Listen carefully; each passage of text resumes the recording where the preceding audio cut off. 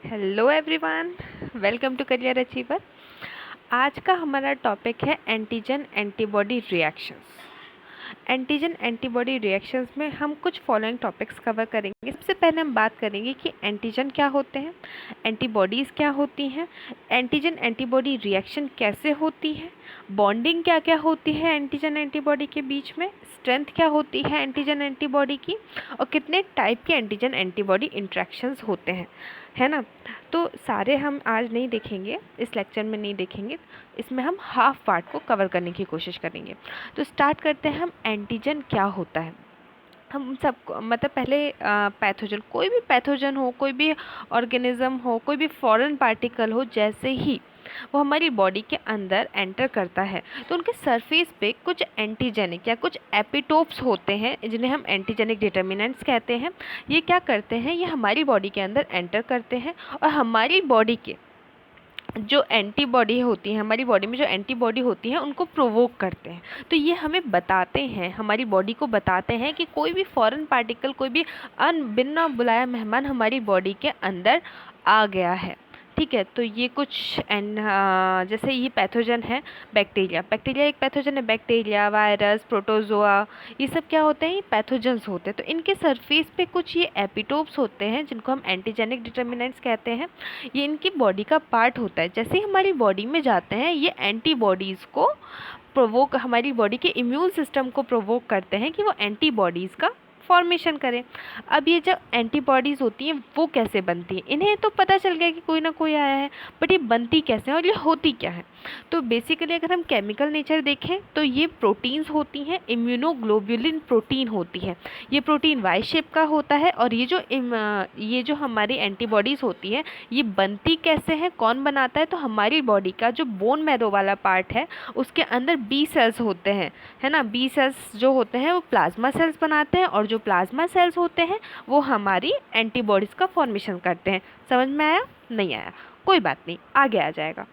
ठीक है, अब एंटीबॉडी का स्ट्रक्चर कैसा होता है, ठीक है, पता तो होना चाहिए कि दिखती कैसे है। तो एंटीबॉडी कुछ नहीं, एक वाई शेप, है ना, वाई शेप का इम्यूनोग्लोबुलिन प्रोटीन स्ट्रक्चर होता है। अभी जो वाई शेप होता है इसमें दो पार्ट होते हैं। कौन कौन से? एक इसमें बहुत ही गंदा स्ट्रक्चर मैं बना रही हूँ, ठीक है, अवॉइड करना उसकी शक्ल को, आपको दिख भी रहा है लेकिन मैं एक बना भी रही हूँ। तो एक होती है हैवी चेन, ये वाली जो चेन है ये होती है हैवी चेन, और एक होती है लाइट चेन। तो हैवी से समझ में आ रहा है, जो बड़ी चेन है वो हैवी चेन है, जो लाइट चेन है वो छोटी चेन होती है। अब होता क्या है कि जो छोटी चेन होती है ना, मतलब ये वाला जो ऊपर वाला जो रीजन होता है इसको हम बोलते हैं एंटीजन बाइंडिंग रीजन।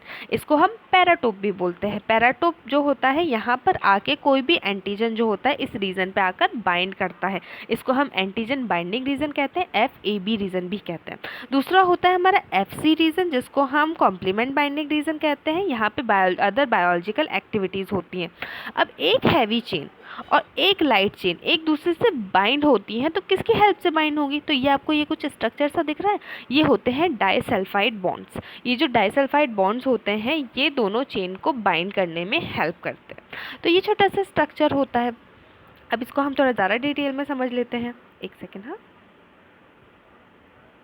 हाँ आगे बढ़े। एक एग्जाम्पल ले रही हूँ, मान लीजिए कोई भी होस्ट है, यहाँ पे हम लेते हैं ह्यूमन बॉडी।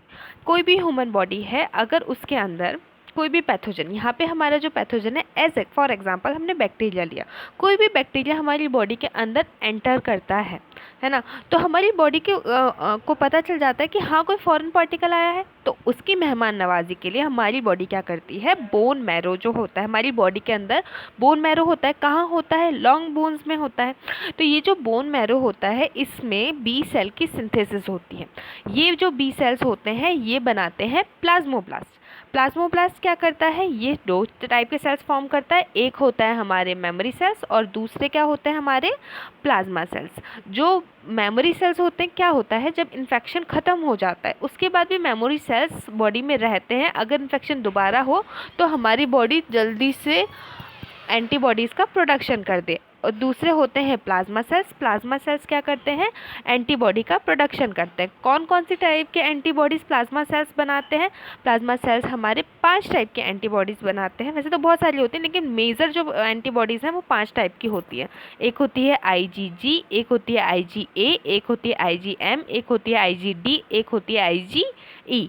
ये 5 टाइप की एंटीबॉडी प्रोडक्शन करती है। दिमाग में क्वेश्चन आ जाना चाहिए कि 5 टाइप की क्यों प्लाज्मा सेल्स ने एंटीबॉडीज़ बनाई। अब एंटीबॉडीज़ तो एंटीबॉडीज़ होती हैं, IgA, M, D, E क्या है? कुछ तो डिफरेंस होगा। तो ये जो एंटीबॉडीज़ का डिवीज़न है, क्लासिफिकेशन है, उनके हैवी चेन के में जो स्ट्रक्चर का डिफरेंस होता है उसकी वजह से एंटीबॉडीज़ को 5 क्लासेस में डिवाइड करा गया है। अब ये 5 क्लासेस को हम थोड़ा सा डिटेल में अगर देखें तो इम्यूनोग्लोबुलिन की 5 क्लासेस होती है। कौन कौन सी? IgG, IgM, IgA, IgD और IgE, है ना। तो सबसे पहले हम बात करते हैं IgG की। देखिए, किसी भी चीज़ का अगर कोई सिंगल स्ट्रक्चर होता है, जैसे इम्यूनोग्लोबुलिन की अगर सिंगल यूनिट है तो हम उसको बोलेंगे मोनोमर। अगर 2 यूनिट है तो उसको हम बोलेंगे डाइमर, 3 है तो ट्राइमर, 4 है तो टेट्रामर, 5 है तो पेंटामर। तो जो मेजर 3 क्लासेस हैं वो मोनोमर हैं। कौन कौन सी? IgG, ये सिंगल इम्यूनोग्लोबुलिन यूनिट से मिलकर बनी है। IgD भी सिंगल इम्यूनोग्लोबुलिन यूनिट से मिलकर बनी है और IgE भी सिंगल इम्यूनोग्लोबुलिन यूनिट से मिलकर बनी है। तो ये जो है ये मोनोमर स्ट्रक्चर्स हैं और जो IgM है वो 5 इम्यूनोग्लोबुलिन यूनिट से मिलकर बनी है, इसलिए ये पेंटामेरिक है। और IgA जो है 2 इम्यूनोग्लोबुलिन यूनिट से मिलकर बनी है, इसलिए ये क्या है? डाइमेरिक है। अब ये जो पेंटामेरिक है जो इम्यूनोग्लोबुलिन है IgM, ये एक दूसरे से ज्वाइन होती है ज्वाइनिंग चेन की हेल्प से, और IgA जो डाइमेरिक होती है ये भी एक दूसरे से ज्वाइन होती है ज्वाइनिंग चेन की हेल्प से। ये क्वेश्चन कई बार पूछ लिया जाता है कि कौन सी इम्यूनोग्लोबुलिन, कौन सी हमारी एंटीबॉडी पेंटामेरिक है। तो याद रखना है IgM पेंटामेरिक है। कई बार क्वेश्चन ये भी आ जाता है, जब भी किसी को इन्फेक्शन होता है तो बॉडी में सबसे पहले कौन सी एंटीबॉडी का फॉर्मेशन होता है।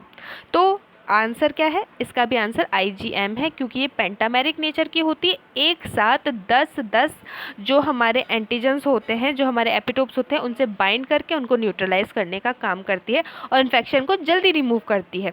इससे ये सबसे पहले प्राइमरी एंटीबॉडी होती है जो बॉडी के अंदर फॉर्म होती है। ठीक है, अब बात करते हैं, हमने बात करी कि 5 टाइप की इम्यूनोग्लोबुलिन्स होती हैं।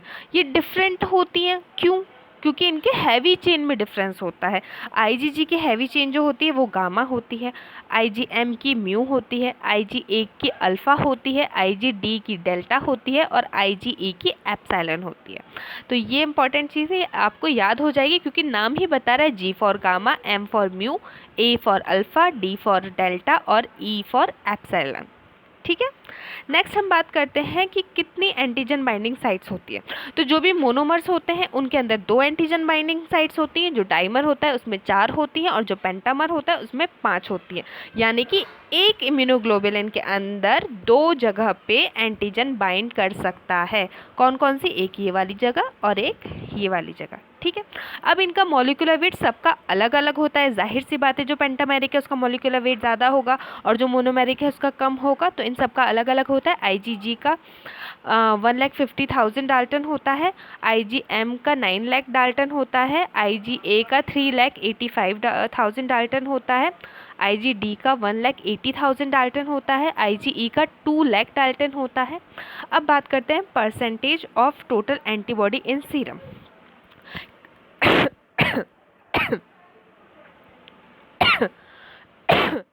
टोटल एंटीबॉडी का प्रेजेंट होता है सीरम में। देखिए, IgG सबसे ज़्यादा प्रेजेंट होती है, 80% होती है, IgM 6% होती है। अब मैंने बोला कि कोई भी इन्फेक्शन हुआ तो सबसे पहले एंटीबॉडी IgM होती है, तब भी कम परसेंट होता है। क्यों? क्योंकि एक तो ये हैवी होती है और स्टार्टिंग में बॉडी में आती है, जल्दी से न्यूट्रलाइज करके ख़त्म हो जाती है। IgG जो होती है वो लंबे समय तक बॉडी में रहती है और ज़्यादा अमाउंट में प्रोड्यूस होती है। IgA जो होती है ये 13% प्रेजेंट होती है, IgD जो होती है वो <1% और IgE जो होती है वो भी <1% बॉडी के अंदर प्रेजेंट होती है। क्रॉस कौन करती है प्लेसेंटा को? तो ये कई बार वाइवा का क्वेश्चन होता है कि कौन सी एंटीबॉडी प्लेसेंटा से यानी कि मदर से बच्चे के अंदर आती है। तो एक ही एंटीबॉडी जो होती है वो मदर से बच्चे के अंदर प्लेसेंटा के थ्रू आती है। कौन सी आती है? IgG। एक क्वेश्चन ये भी होता है मदर मिल्क से बच्चे को कौन सी एंटीबॉडी मिलती है? तो मदर मिल्क से बच्चे को जो एंटीबॉडी मिलती है वो होती है IgA, इसलिए हम इसको सिक्रीटरी एंटीबॉडी भी कहते हैं। ठीक है। कॉम्प्लीमेंट फिक्सेशन कौन कौन करती है? कॉम्प्लीमेंट क्या होता है इसके बारे में हम आने वाले लेक्चर्स में बहुत अच्छे से डिटेल में स्टडी करेंगे।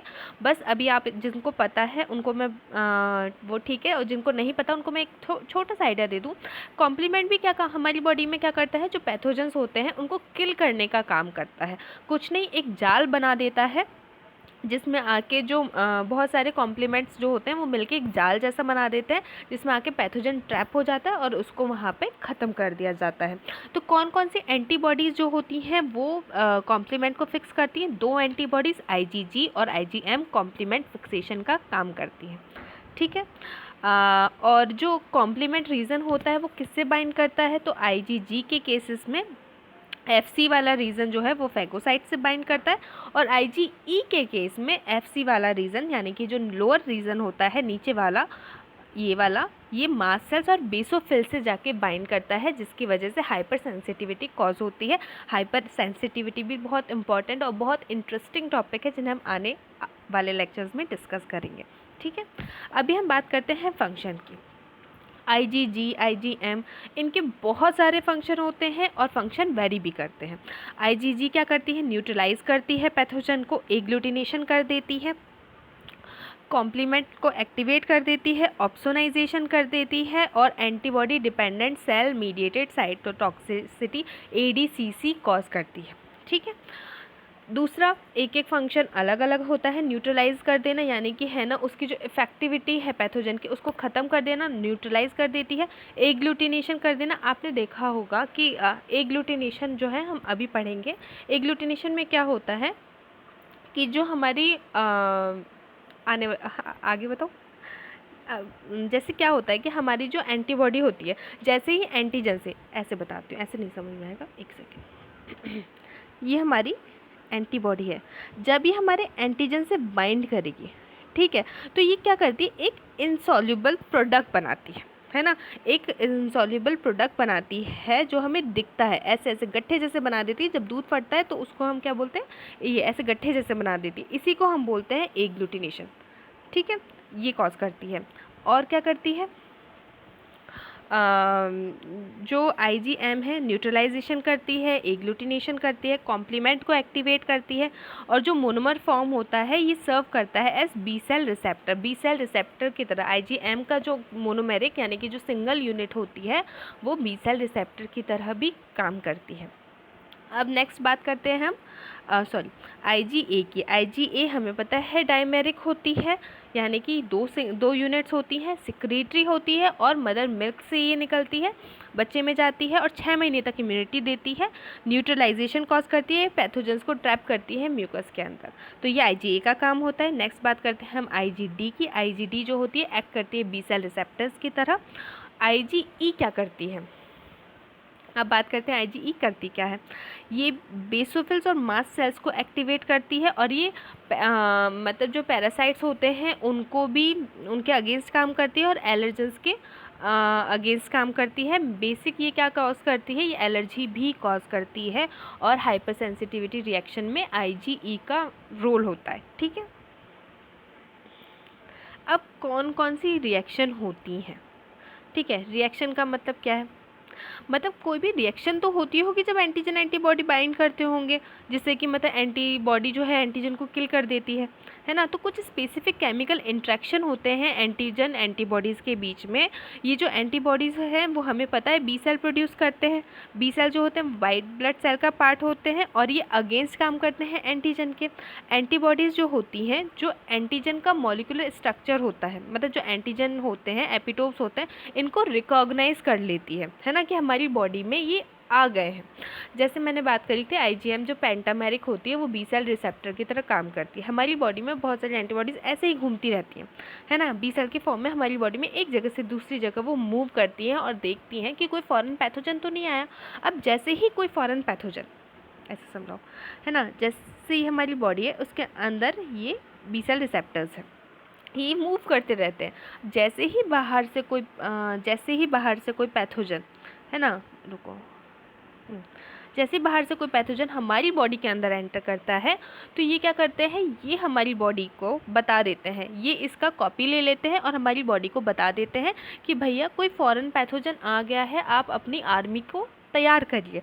तब हमारा बोन मैरो, है ना, जो हमारा बोन मैरो, उससे सपने थोड़ी ना आ रहे हैं कि क्या हुआ कैसे हुआ, उसे थोड़ी ना पता चल रहा है कि कोई आ गया बाहर से। तो ये जो बी सेल रिसेप्टर्स होते हैं वो हमारे बोन मैरो को बताते हैं, इन्फॉर्म करते हैं कि कोई आया।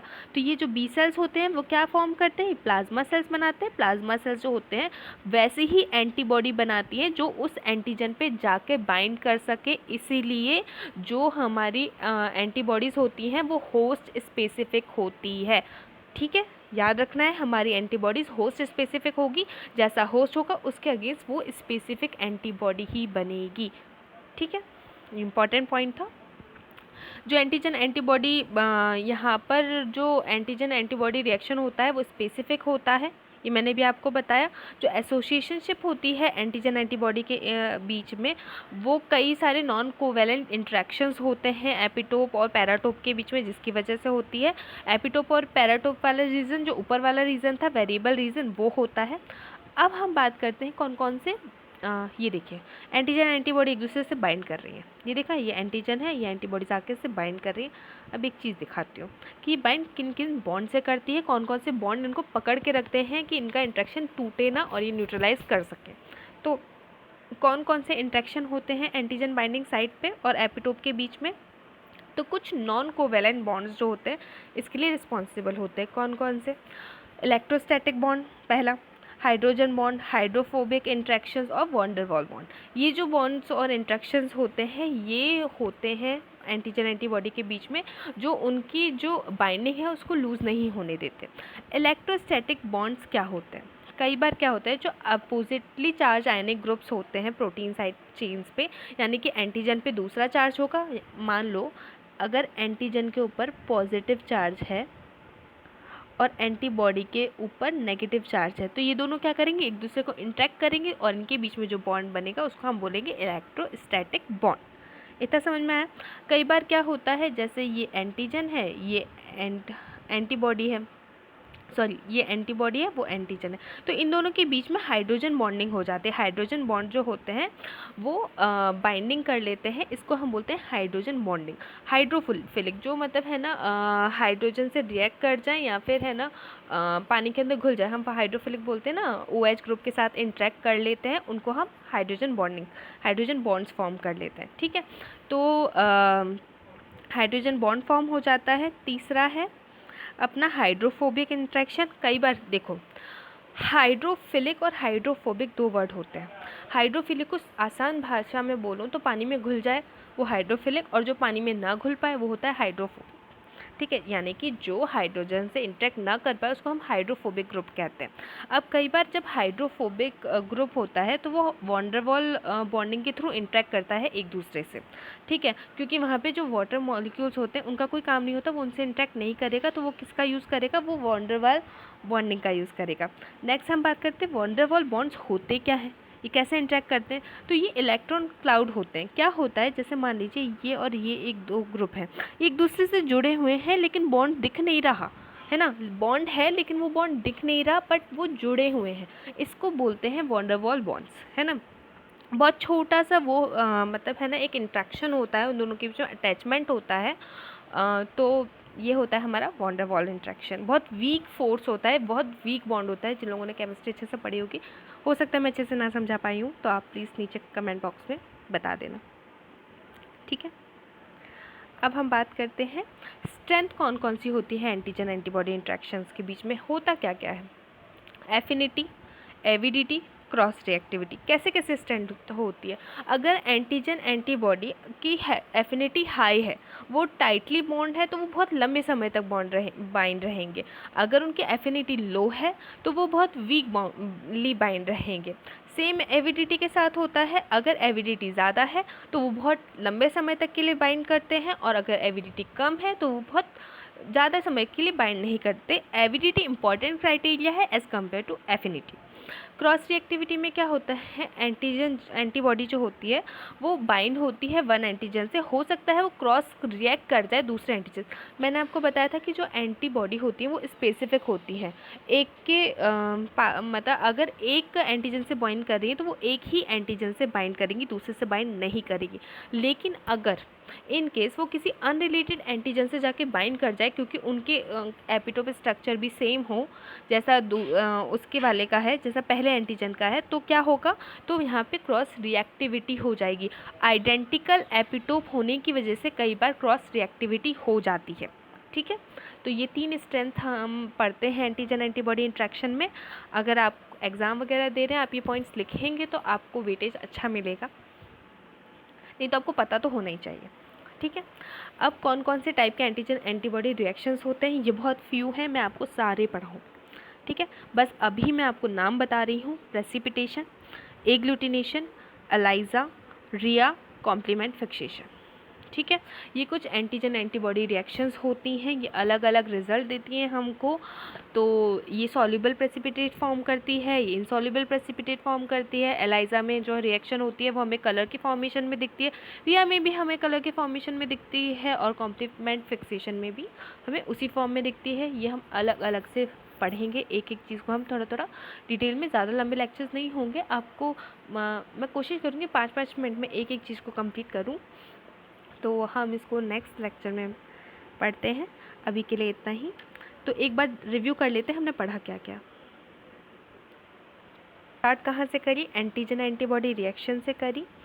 कंटेंट में हमने सबसे पहले हमने बात करी एंटीजन क्या होते हैं, ये आउटर स्ट्रक्चर पे, पैथोजन के आउटर स्ट्रक्चर पे प्रेजेंट होते हैं और जाके हमारी बॉडी में के इम्यून सिस्टम को प्रोवोक करते हैं और एंटीबॉडी का फॉर्मेशन करते हैं। ठीक है, तो ये जो एंटीबॉडीज़ होती हैं ये इम्यूनोग्लोबुलिन्स होती हैं, वाई शेप की होती हैं। इसमें 2 चेन होती हैं, एक हैवी चेन होती है, एक लाइट चेन होती है। 2 रीजन्स होते हैं, एंटीजन बाइंडिंग रीजन होता है और एक कॉम्प्लीमेंट फिक्सेशन रीजन होता है। इसके बारे में मैं डिटेल में थोड़ा और कवर कर दूंगी नेक्स्ट लेक्चर में। एंटीबॉडी अच्छा टॉपिक है। और फिर हमने एक एग्जांपल भी देखा कि अगर ह्यूमन बॉडी के अंदर कोई भी पैथोजन एंटर करता है तो हमारे बी सेल कैसे वर्क करते हैं, ये प्लाज्मोब्लास्ट का फॉर्मेशन करते हैं, जो कि 2 टाइप के सेल्स बनाते हैं, मेमोरी सेल्स और प्लाज्मा सेल्स, जो कि एंटीबॉडी को प्रोड्यूस करते हैं, और IgG, AMDE एंटीबॉडीज़ को प्रोड्यूस करते हैं। अब ये एंटीबॉडीज़ कैसे प्रोड्यूस होती हैं ये भी हमने देखा, हमने एक एक का डिफरेंस भी देखा अच्छे से। इसके बाद हमने एंटीजन एंटीबॉडी रिएक्शन कैसी होती हैं, कितनी स्पेसिफिक होती हैं, ये जाना। स्पेसिफिसिटी के ऊपर वैक्सीनेशन का जो पूरा बोझ है ये एंटीबॉडी की स्पेसिफिसिटी पर ही बेस्ड है। अगर इम्यून सिस्टम ना होता तो वैक्सीन पिक्चर में होती ही नहीं, ये समझ लीजिए। ठीक है, एंटीजन एंटीबॉडी रिएक्शंस होती हैं, हमने देखा कि कौन कौन से केमिकल बॉन्ड्स होते हैं, नॉन कोवेलेंट बॉन्ड्स जो होते हैं एंटीजन एंटीबॉडी के बीच में, जैसे कि इलेक्ट्रोस्टैटिक हो गया, हाइड्रोजन हो गया, हाइड्रोफोबिक इंट्रैक्शन हो गया, वैन डेर वाल्स बॉन्ड हो गया, ये सारे बॉन्ड्स होते हैं। और स्ट्रेंथ क्या कौन कौन सी होती हैं, एफिनिटी, एविडिटी और क्रॉस रिएक्टिविटी स्ट्रेंथ होती हैं इन इंट्रैक्शंस के बीच में। हमने टाइप्स के बारे में जाना, अब इन टाइप्स के बारे में हम आने वाले लेक्चर्स में कवर करेंगे। प्रेसिपिटेशन की छोटी सी बात बताऊं तो सॉल्युबल एंटीजन जब सॉल्युबल एंटीबॉडी से फॉर्म रिएक्ट करता है तो वो एक इनसॉल्युबल प्रेसिपिटेट बनाता है, और ये अलग अलग टाइप्स की होती हैं, तो अभी तो मैं डिटेल में नहीं ले रही हूँ। इम्यूनो डिफ्यूज़न के बारे में भी हम बात करेंगे, कितने टाइप के इम्यूनो डिफ्यूज़न मेथड्स होते हैं इसी के अंदर, प्रेसिपिटेशन के अंदर। ठीक है, तो ये अपना आने वाला लेक्चर है, तो मैं आपको एक ओवरव्यू दे देती हूँ जिससे कि आपको पता रहेगा। अगर नहीं भी पता है तो एक बार आप पढ़ लीजिएगा। एग्लूटिनेशन में अपन क्या करते हैं, जो पर्टिकुलेट एंटीजन होता है वो सॉल्युबल एंटीबॉडी से रिएक्ट करके एक क्लम्प का फॉर्मेशन करता है। तो कितने टाइप के एग्लूटिनेशन होते हैं इन्हें हम डिटेल में देखेंगे। ठीक है, इसके बाद हम बात करेंगे एलाइजा की। एलाइजा पे मैंने पूरा एक लेक्चर बनाया है। ठीक है, मैं उसका लिंक डिस्क्रिप्शन बॉक्स में नेक्स्ट लेक्चर में डालूंगी या इसमें भी डाल दूँगी, तो आप इसको देख लेना, वो बहुत डिटेल में है। अगर आपको उससे के बाद कोई डाउट रह रहा है एलाइजा में तो आप प्लीज़ कमेंट बॉक्स में मुझे बता देना, जो भी डाउट होगा मैं आपका क्लियर करूँगी। इसमें भी मैं एक ओवरव्यू लूँगी। ठीक है, फिर हम कितने टाइप्स के एलाइजा होते हैं इनके बारे में भी इसमें एक छोटा मोटा देखेंगे। ठीक है, डिटेल में देखेंगे। फिर हम बात करेंगे अपना रिया रेडियो इम्यूनो एसे में, जहाँ पे unlabelled antigen radio labelled antigen के साथ compete करता है और उसको रिप्लेस करता है, और फिर जो हमारी रीडिंग आती है वो हमें बताती है कि कितने अमाउंट में एंटीजन प्रेजेंट है कि भी नहीं है। ठीक है, ये सारी चीज़ें हम देखेंगे, इनके एप्लीकेशंस देखेंगे और फिर हम अपना लेक्चर ख़त्म करेंगे। तो लेट मी से यू थैंक यू। तो आज के लिए इतना ही। Thank you so much. आने वाले लेक्चर्स को हम डिटेल में देखेंगे। Thank you.